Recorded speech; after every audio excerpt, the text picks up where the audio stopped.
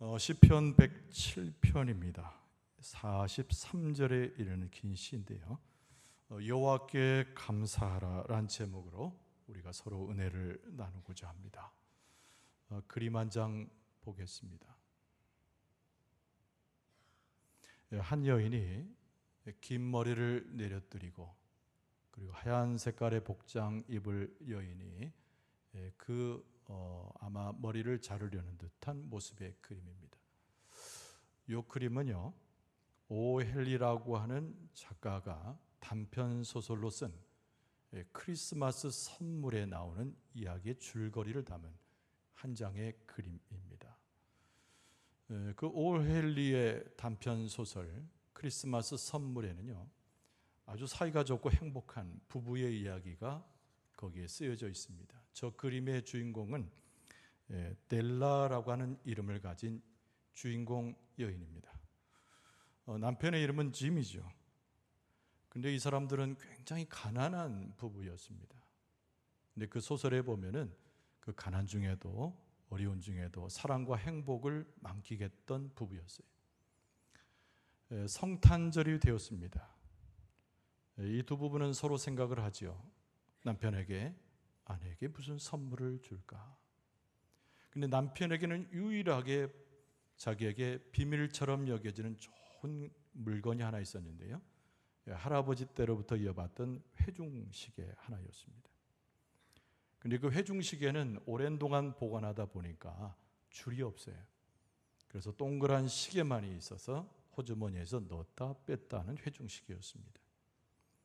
이 델라라고 하는 여인은요, 다른 물건을 갖고 있지 않고 저 그림에서 보여주듯이 아름다운 금발을 길게 가지고 있었어요. 많은 사람들이 탐내었던 여인의 머리카락이죠. 그래서 델라가 그런 생각을 하게 됩니다.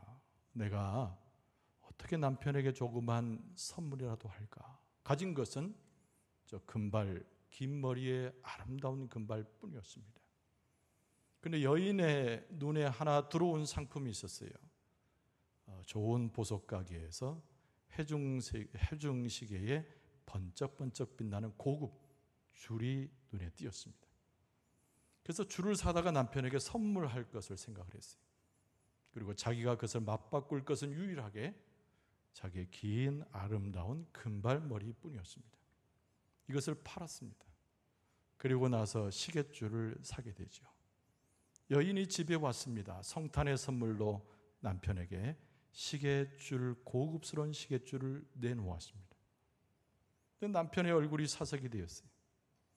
그 남편에게는 회중시계가 없었기 때문입니다. 그 내용에 보면은 그 남편도 아내에게 선물하기를 원했습니다. 근데 가지고 있는 거라고는 할아버지 때로부터 이어받던 줄 없는 회중시계가 유일한 재산이었어요. 그의 눈에 띈 것은 상점에 놓여져 있는 아름다운 머릿결을 다듬을 수 있는 빗 하나가 보였던 것이죠. 그래서 빗으로 된 세트를 구입하기 위해서 소중하게 여겼던 덩그렇게 남은 회중시계를 팔았던 것입니다. 여인이 가지고 왔던 이 회중시계의 줄도 남편이 회중시계를 팔아서 만들었던 그 놀라운 금빛도 여인에게는 소용이 없게 되었어요. 델라가 웁니다. 근데 남편이 아내를 꼭 껴안아주고 위로하죠. 단편 소설이니까 이것으로 소설이 맞춰지게 돼요. 가난했지만 서로를 생각하는 아주 낭만적이면서도 서로를 위로하는 아름다운 사랑과 행복을 노래한 소설입니다. 근데 이게 크리스마스 선물이라는 제목인데 원래는요, 오헬리가 이 작품을 쓸 때는 크리스마스 선물이 아니고 동방박사의 선물이라는 제목이었어요. 예수님을 영접하기 위해서 동방박사들이 올 때 가장 아름다운 선물을 가지고 오지 않았습니까? 가장 귀한 선물. 그것에 비할 바에 남편과 아내의 선물이었음을 노래하고 있는 것이죠. 제가 이 얘기를 제가 설교의 도입부에 왜 가져왔는가? 하나님과 우리 사이의 관계가 그러하다는 겁니다. 오늘 본문의 말씀은 시편 107편인데요. 시편 107편에는 배경이 있습니다. 남유다가 패망한 이후에 바벨론의 포로기에 70년을 지내게 됩니다. 그리고 나서 우여곡절을 겪은 다음에 포로기에서 돌아오게 되지요. 그 배경을 하고 있는 것이 오늘 본문 시편 107편입니다. 그 포로기에 70년을 지나고 이스라엘 백성들이 기억했던 하나님은 어떤 분인가? 인자하신 분이죠. 어떤 순간이라도 백성의 죄를 뒤로 하고 용서와 더불어 관용을 베푸신 정말 축복의 하나님이죠. 그래서 오늘 본문의 말씀은 길게 쓰여지면서 여기는 아주 구체적으로 하나님께서 이스라엘 백성들을 위해서 어떻게 그 인자하심을 베푸셨는가를 아주 거듭거듭 구출하신 하나님의 역사를 자세히 쓰고 있습니다. 하나님과 이스라엘의 관계, 오늘 이 본문의 말씀을 대하는 우리와 하나님의 관계는 하나님의 인자하심과 사랑, 나의 죄악과 어둠에도 불구하고 나를 끌어안으시는 하나님의 놀라운 은혜를 노래하고 있는 것이 시편 107편입니다. 그래서 오늘 본문의 말씀에 보면 반복되는 구절이 있습니다. 무려 4번 감탄을 자아내면서 하나님을 찬송하는 글귀예요. 여러분 8절은 이렇게 되어 있습니다. 여호와의 인자하심과 인생 행하신 기적으로 말미암아 그를 찬송할지로다. 근데 이 8절의 말씀이 15절에도 나오고 21절에도 나오고 31절에도 동일하게 이 표현이 등장하고 있죠. 하나님의 인자하심, 이스라엘의 어리석음에도 불구하고 이스라엘을 품어 안으신 하나님을 찬송한다는 이 신의 고백이 오늘 43절 전체 구절 중에 반복되이 중간중간 4번씩이나 이어지고 있습니다. 무엇을 이야기하는 거예요? 하나님은 하나님의 백성인 이스라엘 선택하셨는데 언약 백성으로 기억하셨다는 거죠. 그리고 하나님께서는 절대 잊지 아니하시고 패망으로 사라지는 백성이 아니고 다시 회복되고 구원을 얻을 백성으로 하나님의 인자하심이, 하나님의 사랑하심이 당신의 백성을 이끌었다고 찬송하는 것이 오늘 본문의 말씀입니다. 근데 매우 놀라운 구절 하나는 이것이 단순하게 이스라엘에게만 속한 하나님의 은혜와 자비가 아니라는 거예요. 모든 만방의 백성들 중에도 하나님의 구원과 은택을 입은 백성, 그리고 오늘 이 본문의 말씀을 대하고 있는 하나님의 백성들에게 허락한 하나님의 은혜임을 노래합니다. 여러분 3절 말씀에 보면 동서남북 각 지방에서부터 모으셨도다, 이 표현이 온 세계 윤류 가운데서 이스라엘 백성만이 아니라 하나님을 인정하고 하나님의 그늘 아래 있기를 원하는 하나님의 백성은 전부 하나님의 은혜와 자비와 긍휼함을 경험한다고 하는 신의 선포이고 하나님을 찬송하는 거예요. 오늘 본문의 말씀이 시편 107편이라고 그랬습니다. 여러분 여기서 가장 큰 의미가 무엇인지를 먼저 좀 생각해 봐야 돼요. 여러분 첫 번째는 뭐냐면 하나님은 모든 상황에서 하나님께서 언약을 맺으신 하나님의 백성을 절대 잊어버리지 아니하신다는 거예요. 할렐루야. 할렐루야. 인간은 여러 가지 삶 속에서 아무리 하나님 백성이어도 우리의 삶 가운데 많은 고난을 경험해요. 걸어가다가 넘어지고 우겨쌈을 당하고 고통 속에 있습니다. 그런데 오늘 본문의 말씀이 매우 강조하고 있는 시인의 신앙 고백은 그런 어려움에 처해 있을 때, 구덩이와 같은 곳에 빠졌을 때, 죄로 인해서 하나님께로 멀어졌을 때 그의 백성이 하나님 앞에 부르짖기만 한다면, 하나님 앞에 나와서 기도하기만 한다면, 죄를 회개하고 하나님을 부르고 외치고 기도하기만 한다면 하나님께서 그의 백성의 모습을 보시고 구원하신다는 거예요. 그죠? 오늘 본문의 말씀의 핵심입니다. 그래서 하나님께 부르짖는다는 표현도 여러 번 나오게 돼요.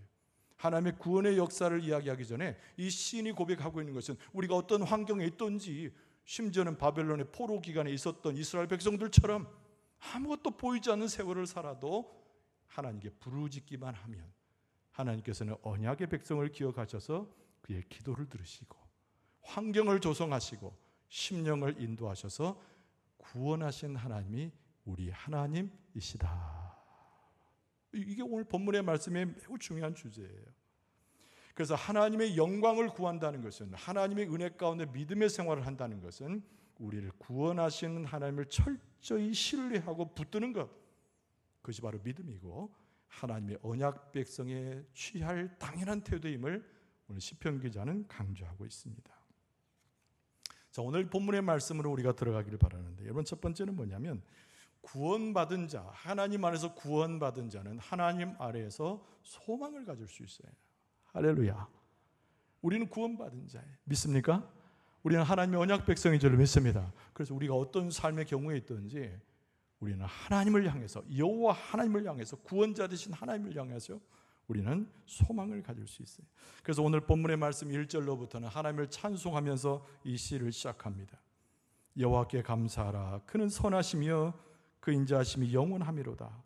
여호와의 속량을 받은 자들은 이같이 말할지어다. 여호와께서 대적의 손에서 그들을 속량하사 동서남북 각 지방에서부터 모으셨도다. 그러니까 우리가 하나님께 감사하고 하나님을 찬송하고 하나님 앞에 나아가 소망을 가지는 이유는 다른 것이 아니라 하나님은 어떤 환경에서든지 우리를 기억하셔서 구원하시는 하나님이라는 거예요. 믿습니까? 하나님은 우리를 구원하시기 때문에 우리가 하나님을 붙들 수 있고 그에게 소망을 갖는다는 거예요. 여러분, 우리는 이렇게 모여 있는 것을 신앙의 공동체로 모여 있습니다. 홀로 있지 않고 공동체로 모여요. 근데 우리 공동체의 가장 중요한 특징이 무엇입니까? 그 하나님을 소망하여서 하나님의 은혜 가운데 구원받은 자라는 고백이 있는 사람들이 모여 있는 것이 주의 공동체고 하나님의 백성들의 모임인 줄로 믿습니다. 다른 말로 하면은 우리는 구원받았다는 것에 대해서 감사하고 하나님을 찬송할 수 있는 자들이라는 얘기예요. 어떤 환경에 있든지 부르짖으면 하나님께서 들으실 것이라고 확신하는 자들이라는 거예요. 이들이 모여 있는 것이 공동체입니다. 그래서 내가 주의 공동체에 있는 사람인가? 하나님의 공동체에 자격이 있는가? 이 질문을 할 때에 우리는 답변을 내가 하나님의 구원의 하나님을 바라볼 수 있음에 나는 공동체의 일원이요 하나님이 택하신 언약 백성이요 하나님께서 인도하시는 축복의 공동체에 소속되어 있음을 고백할 수 있어야 돼. 여러분, 하나님께서 우리 교회 공동체에 축복을 더하시고 구원을 주실 때 이 공동체 일원이자 공동체 중요한 요소인 여러분들에게 하나님께서 축복과 구원을 허락하실 줄로 믿습니다.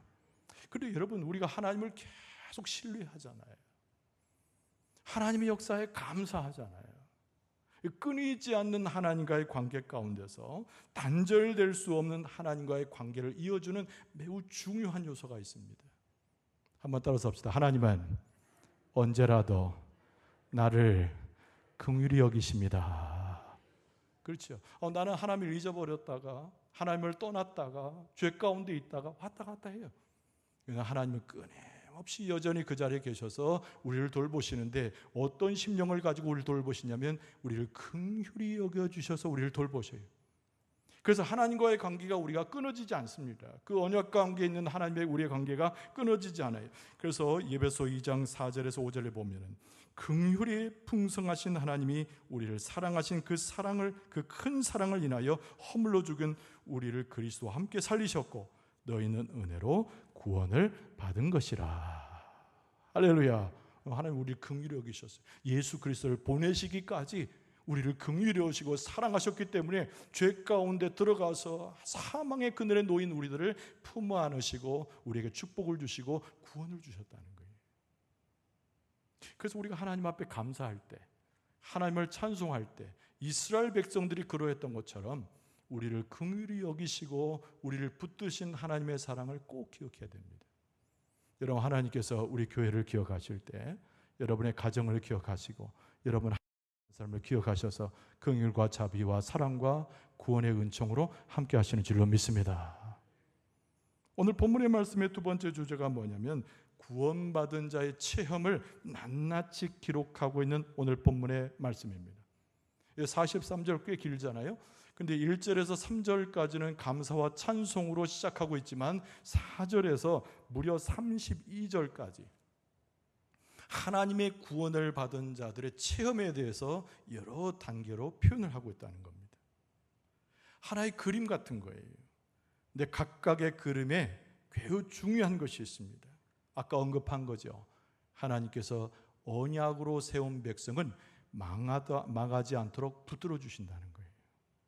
그리고 어떤 환경에 있든지 하나님 앞에 절박한 부르짖음을 간구하는 사람들은 하나님께서 멸시하지 아니하시고 기도를 들으시고 구원하시는 은총으로 함께 하신다는 거예요. 믿습니까? 이게 바로 올 4절에서 32절까지 이어지는 구원받은 자들이 자기의 삶 속에서 이스라엘 백성 역사 속에서 체험하는 내용입니다.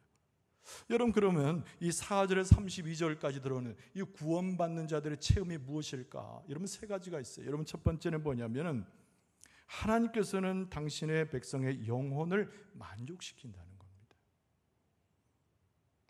그래서 항상 하나님께서는 당신의 백성이 세상 가운데 광야 가운데 헤매도록 내버려 두시는 것이 아니라 하나님의 안식처가 되셔서 육신과 영혼을 붙드시고 하나님께서 끌어안아 주신다는 것이죠. 할렐루야. 그게 구원받은 자의 체험입니다. 구원받은 자의 체험이에요. 여러분, 이스라엘 백성이 바벨론 포로에서 노임을 받았지만 광야로 나온 것과 다름이 없었어요. 예루살렘 성곽이 무너지고 성전은 온데간데 없어졌습니다. 그냥 벌판에 나와 있는 것과 똑같은 거예요. 그들이 거할 집도 찾지 못하고 어디에 가서 하나님 앞에 예배해야 될지 방황하는 삶 그 자체가 이스라엘 백성이었다는 거죠. 기진했습니다. 목말랐습니다. 그들의 영혼은 한없이 고갈되어 있었어요. 그러나 그들이 어떻게 했다고요? 그 환난 중에 하나님께 부르짖었다는 겁니다. 오늘 이 말씀이 계속 나와요. 이 환난 중에 다른 일을 찾지 않아요. 바벨론으로 돌아가거나 혹시 애굽에 힘이 남아있나? 이방인들에게 뭘 꾸을 수 있는가? 이렇게 기웃거리는 것이 아니라 황야 가운데 그 광야가처럼 다 무너져버린 성곽 앞에서 이스라엘 백성이 했던 것은 구원하시는 하나님을 바라보고 눈물로 자복하고 통곡하면서 부르짖었다는 거예요. 그때 하나님께서 그 부르짖음의 기도를 들으시고 그 곤경에서 그 고난에서 하나님께서 건져 주신 줄로 믿습니다. 그래서 오늘 본문의 말씀 4절 이하가 좀 깁니다만 제가 천천히 읽어드릴게요. 그들이 광야 사막길에서 방황하며 거주할 성읍을 찾지 못하고 줄이고 목이 말라 그들의 영혼이 그들 안에서 피곤하였도다.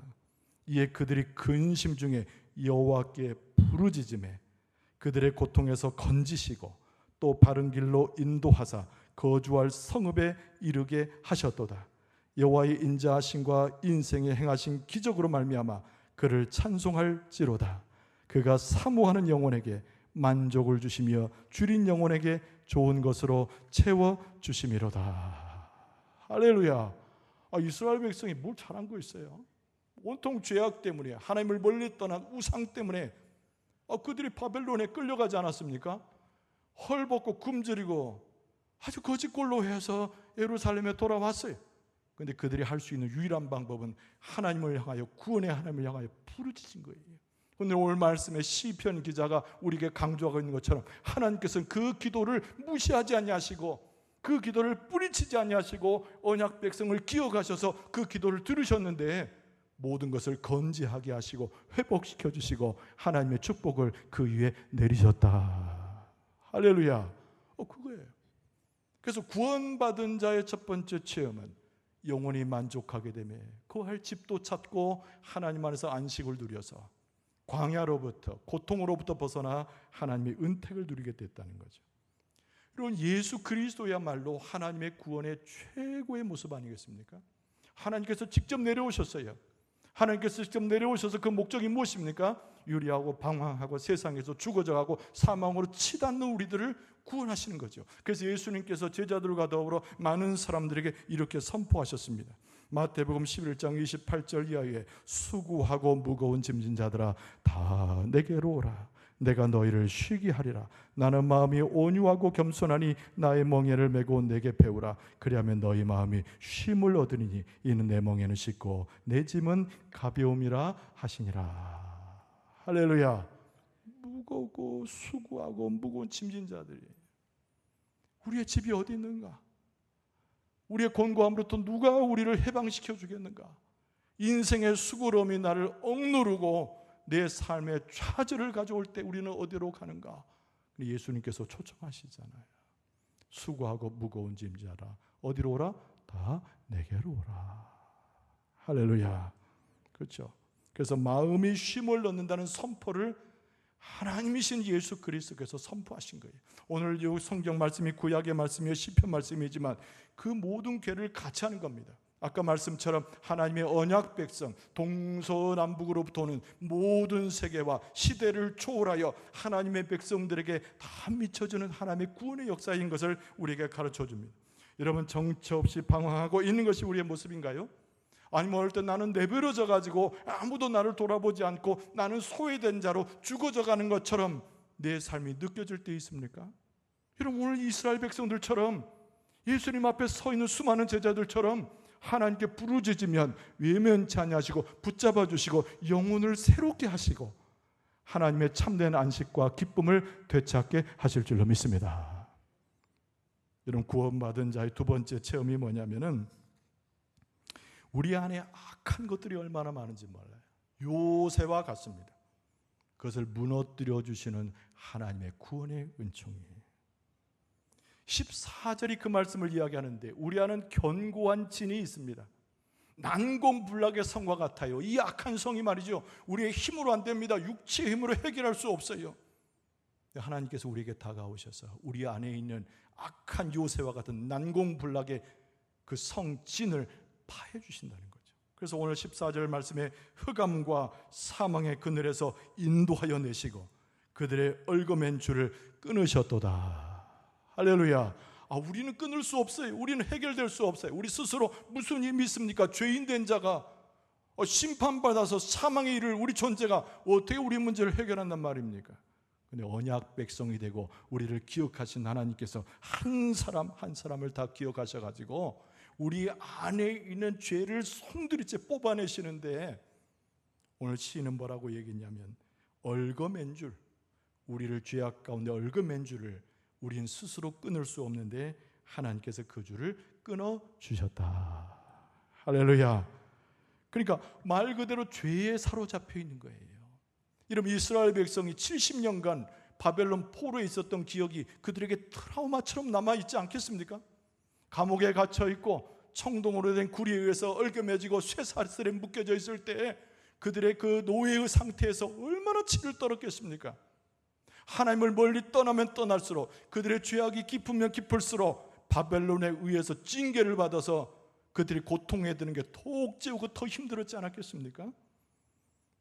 그러나 그 훨씬 어려운 그 상황에서도 그들이 돌아와 하나님을 바라보니 구원의 하나님이었다는 거죠. 그래서 구원의 하나님을 바라보고 부르짖으면서 이 모든 죄악의 사슬에서 내가 비록 예루살렘으로 돌아왔으나 자유를 맛보지 못한 내 심령의 상태에서 하나님께서 보이지 않는 영혼의 줄을 끊어주시고 쇠사슬을 거두어주시고 감옥에서 나를 해방시키셔서 하나님의 은혜 가운데 자유를 주셨습니다. 이게 고백인 거예요. 여러분, 우리나라 사람들이 어찌 그렇게 타락이 빨라지는지 여러분, 사회학자들이 놀랍니다. 대한민국 그러면 20, 30년 전만 해도 도덕적 순위라든가 윤리적 수준이 세계적으로 높은 나라였어요. 그리고 20, 30년 지나서 지금은요, 아주 망가질 대로 망가진 사회가 되었습니다. 여러분, 다양한 중독이 있어요. 중독. 여러분, 술 중독 있죠. 마약에 빠지죠. 음란한 것에 빠지죠. 그리고 외설과 물질이면 다 된다는 생각에 빠져들어가는 것이 대한민국 사람들이 되었어요.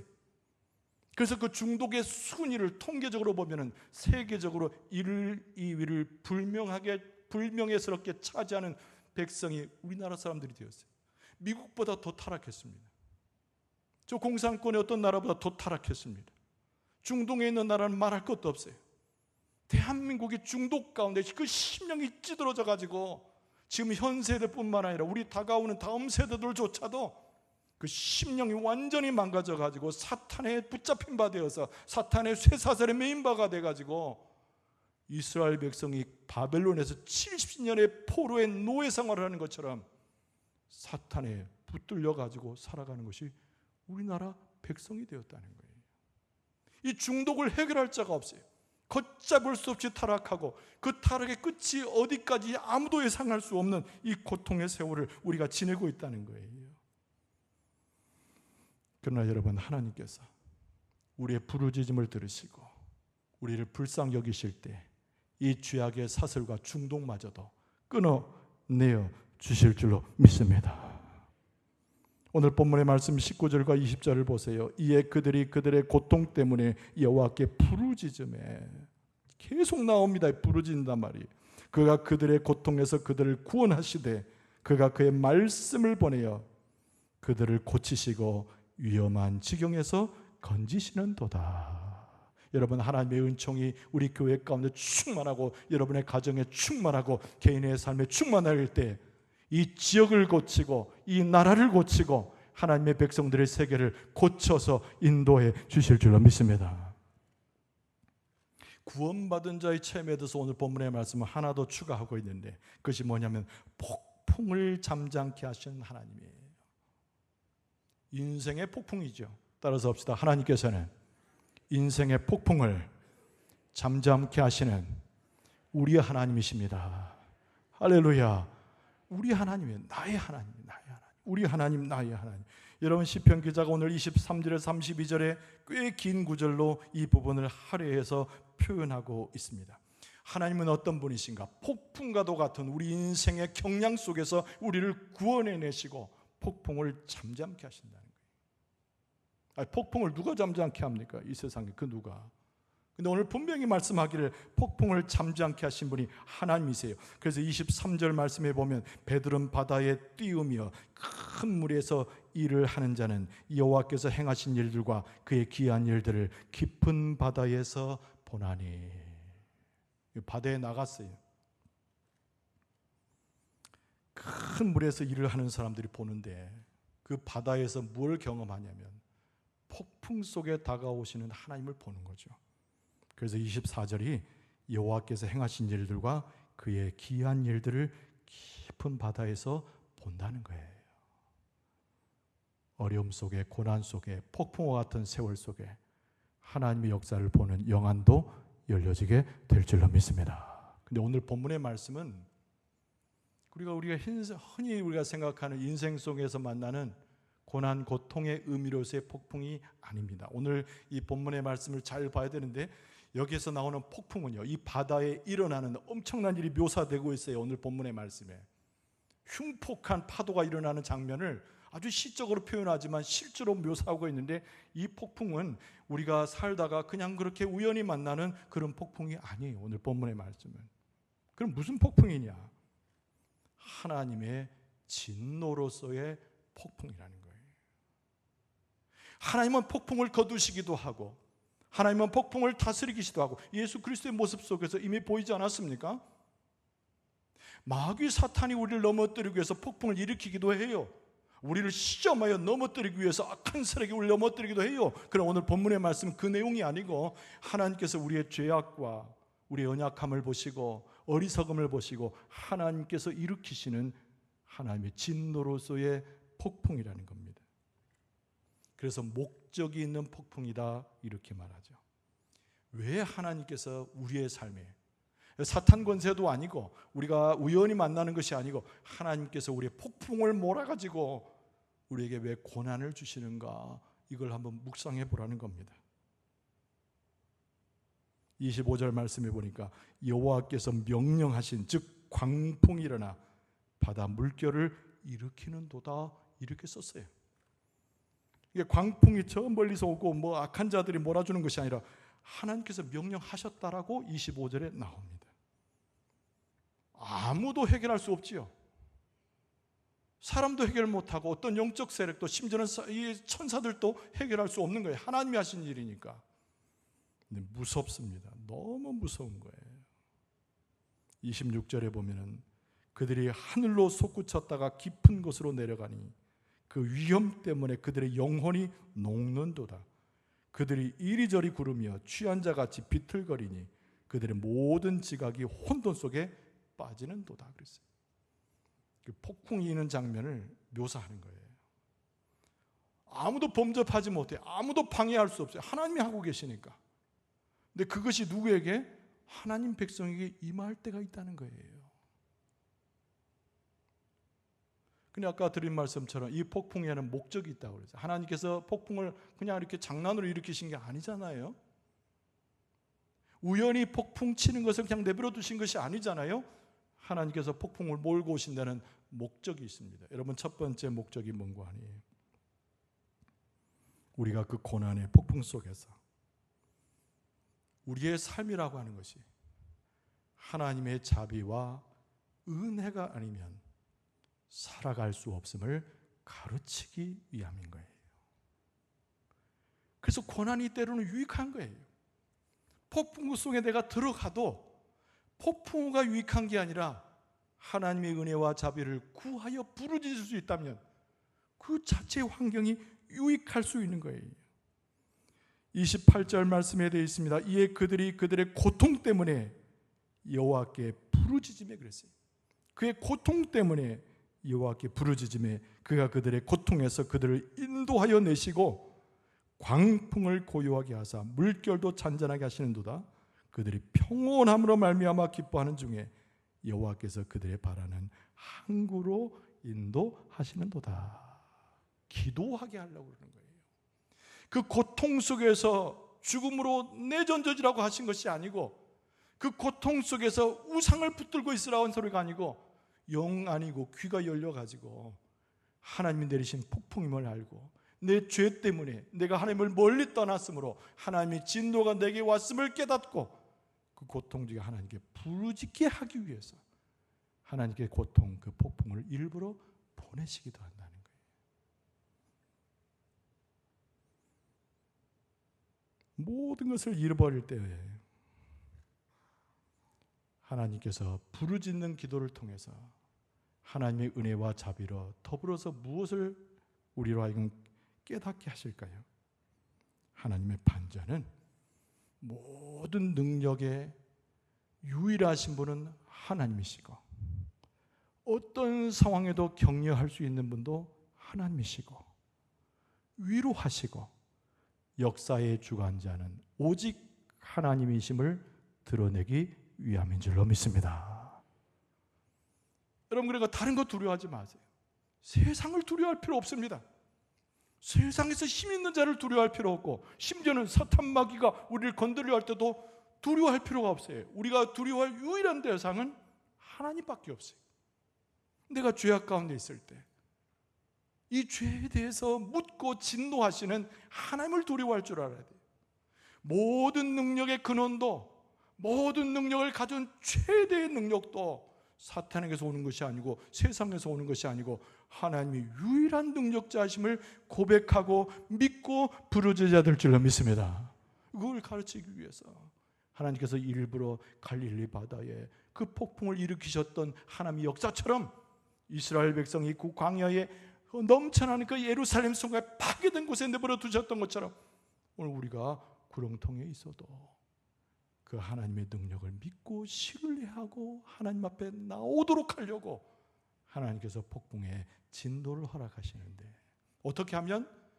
고통 속에 하나님께 부르짖으면, 하나님을 신뢰하면, 하나님만을 섬기면 그 배가 바라는 항구로 인도함 받을 수로 순풍을 불게 하실 줄로 믿습니다.